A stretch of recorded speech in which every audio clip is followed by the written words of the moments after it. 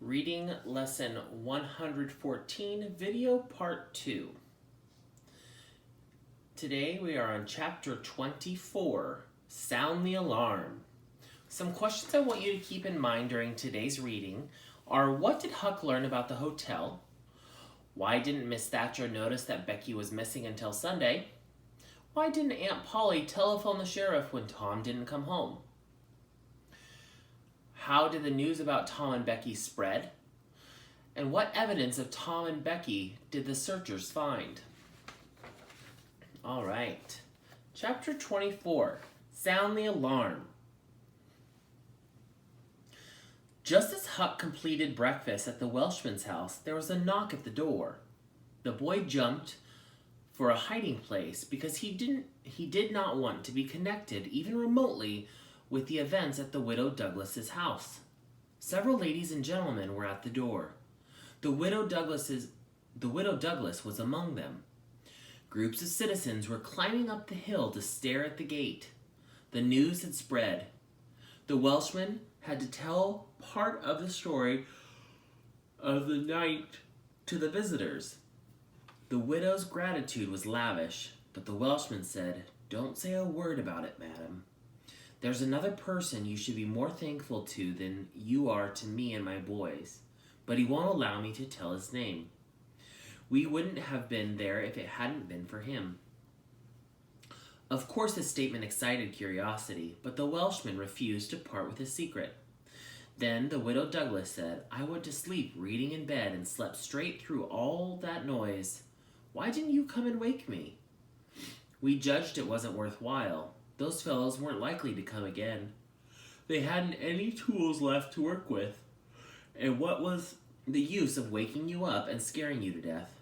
One of my boys stood guard all the rest of the night." More visitors came, and the story had to be told and retold for a couple of hours.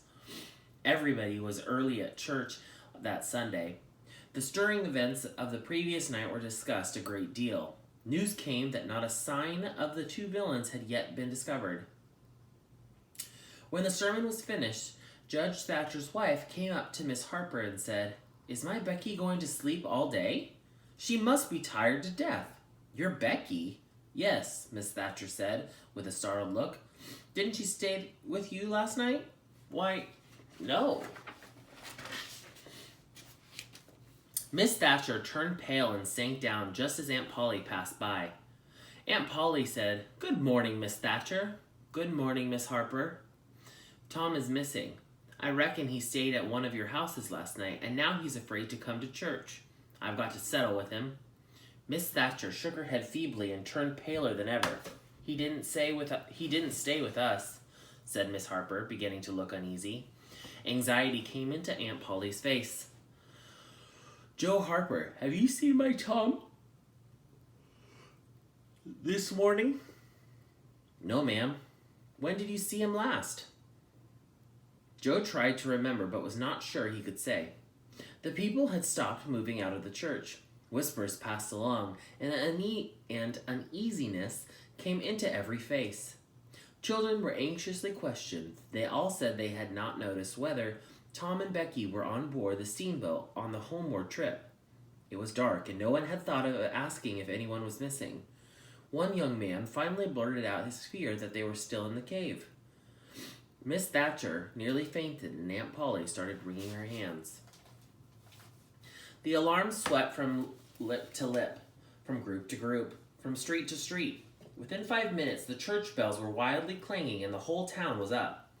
The burglars were forgotten, horses were saddled, skiffs were manned, and the steamboat was ordered out. Before news was half an hour old, 200 men were pouring down roads and river toward the cave. All the long afternoon, the village seemed empty and dead. Many women visited Aunt Polly and Miss Thatcher and tried to comfort them. The day dragged on and turned into night. The town waited for news, but when the next morning dawned at last, all the word that came was, "Send more candles and send more food and send food." Miss Thatcher was almost crazed, and Aunt Polly also. Judge Thatcher sent messages of hope and encouragement from the cave, but they carried no real cheer. The old Welshman came toward daylight, spattered with candle wax, smeared with clay, and almost worn out. He found Huck still in bed, and that had even provided for him and sick with fever. The doctors were all at the cave, so the widow Douglas came and took charge of the patient. She did not tell Huck what had happened to Tom Sawyer. By late Monday morning, parties of men began to straggle into the village, but the strongest of the citizens continued searching. The only news was that the searchers were exploring parts of the cave, and that had never been explored before. Every corner of the cave was going to be thoroughly searched. In one place, far from the main section, the names Becky and Tom had been found traced upon the rocky wall with candle smoke.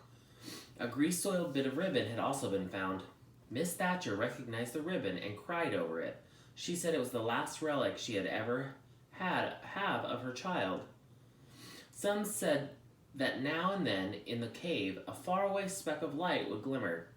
All those times the searchers would shout and go trooping down the passage, but a sickening disappointment always followed. The children were not there. It was only a searcher's light. 3 dreadful days and nights dragged their hours along, and the village sank into a hopeless state. No one had a heart for anything. Meanwhile, the widow Douglas continued to take care of Huck. At one point, Huck feebly led up to the subject of hotels and finally asked, dimly dreading the worst, if anything had been discovered at the hotel since he had been ill. Yes, said the widow. Huck started up in bed, wild-eyed. What? What was it? Illegal whiskey. And because of that, the hotel had been closed down. Lie down, child. What a turn you did give me. Only tell me just one thing. Only just one, please. Was it Tom Sawyer that found it? The widow burst into tears. Hush, hush, child, hush. I've told you before, you must not talk. You are very, very sick. Then nothing but illegal whiskey had been found. There would have been a great stir if it had been the gold. So the treasure was gone forever. Gone forever. But what could the widow be crying about? Curious that she could cry. These thoughts worked their dim way through Huck's mind, and he soon fell asleep. The widow said to herself, There, he's asleep, poor wreck. And he wants to know if Tom Sawyer found that whiskey. If only somebody could find Tom Sawyer. Oh, there ain't many left now that got hope enough or strength enough to go on searching. And that concludes today's reading. Now you may begin your independent work in your textbook and your reading book, or your workbook. Logic. Let's look. Logic. Write the items for items 1 through 3. Here's a rule of logic. Just because 2 words sound the same doesn't mean they have the same meaning. The following statement by a writer breaks the rule. My friend said the baker had a lot of dough, but when I went over to the baker's house, all I saw was a bunch of flour. I don't think the baker is rich after all. Which word has 2 meanings in this statement? What does the writer think the word means? And what is the word supposed to mean? Logic. Write the answer for items 1 and 2. Here are 3 rules about logic. Rule 1. Just because you know about a part doesn't mean you know about the whole thing. Rule 2. Just because a person is an expert in one field doesn't mean the person is an expert in another field. Rule 3. Just because the writer presents some choices doesn't mean there are no other choices. Here's a statement. As your president, I must make difficult choices every day. At the moment, our economy is in a mess. We must either have high inflation or high unemployment. Which rule does the argument break? Here's a statement. Lloyd Lucas was one of the first people to walk on the moon. He is an expert on rocket design. He would make an excellent governor. Which rule does the argument break?